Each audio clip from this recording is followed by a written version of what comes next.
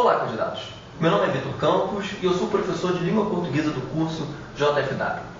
Desta vez, falaremos de um assunto muito importante e frequente em quase toda prova de concurso público, chamado concordância verbal. O que a gramática tem a nos dizer sobre esse assunto?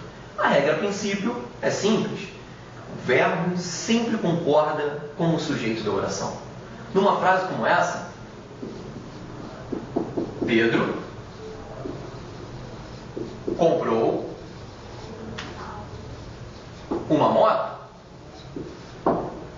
Temos a seguinte observação a fazer a respeito do verbo comprar. Ele está concordando diretamente com o sujeito da oração, que nesse caso é representado por Pedro. O verbo comprar aparece na terceira pessoa do singular, visto que o sujeito do verbo também é um elemento de terceira pessoa do singular. Pedro. Por essa razão, conseguimos perceber claramente que todo verbo concorda com o sujeito ao qual faz referência.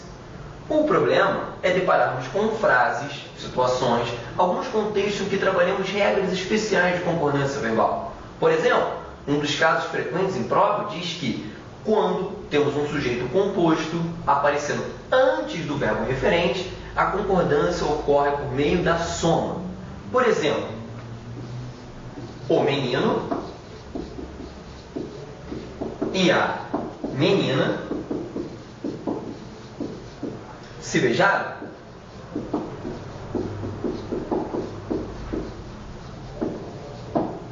Por que será que o verbo beijar nessa frase, ao contrário da anterior, aparece na terceira pessoa do plural? E não, na verdade, na terceira do singular, como na frase Pedro comprou uma moto? O que podemos concluir? Como a regra geral diz que o verbo concorda diretamente com o seu sujeito, observamos que o menino e a menina funcionam como o sujeito do verbo beijar. Claro que você poderia ter uma dúvida. Como, professor, eu poderia identificar o sujeito de uma oração? Simples. Normalmente o seguinte questionamento feito ao verbo pode ajudá-lo. Quem se beijou? Ou seja, quem praticou o ato de se beijar? A resposta o levará à função do sujeito, o menino e a menina. Nesse caso, ao contrário da frase anterior, temos dentro do sujeito duas palavras núcleo. Menino, menina.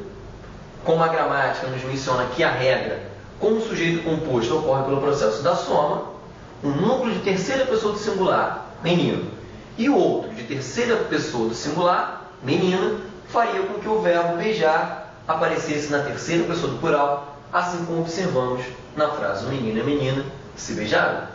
A concordância ocorre diretamente com o sujeito composto com dois núcleos distintos.